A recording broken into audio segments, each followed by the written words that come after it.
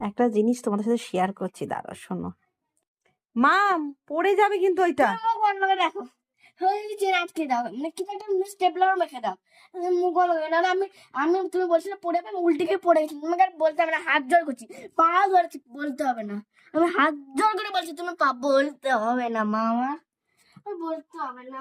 কোন দিকে পড়ে যাবে তখন আমার আগে দিয়ে কি বলো তো, আমি যা বলি, আমি যদি বলি মাম এটা পড়ে যাবে, মাম ওইটা ভেঙে যাবে, মাম এটা করিস না, মাম ওইটা করলে এ হবে, মানে যাই বলি ইনস্ট্যান্ট, এটা মিথ্যে না, ইনস্ট্যান্ট রেজাল্ট দেয়, ইনস্ট্যান্ট। আমি যা বলি, ওই জন্য আমার মেয়ে বলছে মা তুমি কিছু বলো না, মুখ বন্ধ করে দয়া করে, কারণ আমি যা বলি দেখি তাই হয়ে যায়। ওই জন্য আমার মেয়ের ক্ষেত্রে আমি আদার্স কথা বলতে পারবো না।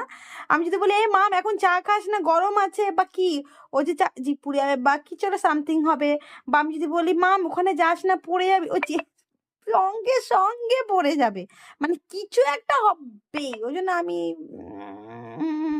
মুখ বন্ধই রাখি এখন মেয়ের ক্ষেত্রে।